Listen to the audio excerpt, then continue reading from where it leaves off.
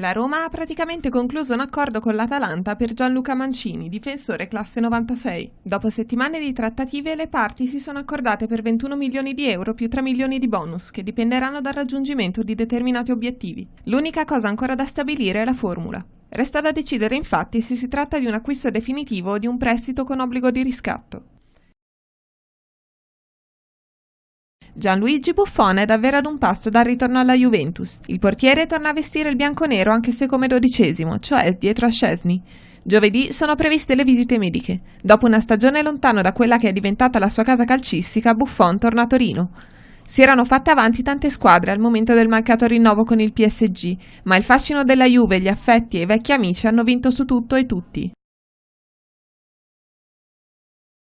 Sembrava destinato a essere il primo giocatore a fare le valigie una volta aperto il mercato. Invece, a inizio luglio, Edin Dzeko risulta a tutti gli effetti ancora un giocatore della Roma.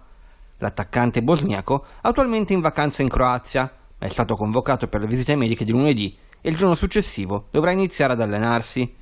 Dzeko si è da tempo promesso all'Inter e si aspettava che, a inizio luglio, l'intera vicenda fosse già stata risolta.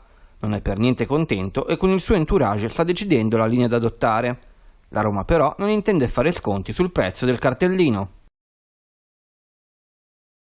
Altro round per la MotoGP, che dopo la gara di domenica scorsa ad Assen in Olanda si prepara per il Gran Premio di Germania, che si correrà sul circuito del Sachsenring. Scalda i motori della sua Yamaha un deluso Valentino Rossi dopo la caduta sul tracciato olandese. Non è un momento positivo per noi. In Olanda è stato un vero peccato perché mi sentivo bene dopo il warm-up. Ero veloce ma invece ho finito con un altro zero, ha dichiarato il pilota italiano. La cosa buona è che ora andiamo direttamente al Sachsenring e possiamo lavorare immediatamente a un altro weekend di gara. Sarà importante capire se i cambiamenti apportati domenica scorsa saranno positivi anche in Germania, in questo fine settimana. Cercheremo di essere competitivi fin da venerdì, ha aggiunto Rossi. Decisamente di umore diverso è il compagno di scuderia Maverick Viñales, che in Olanda ha ritrovato la vittoria dopo 9 mesi.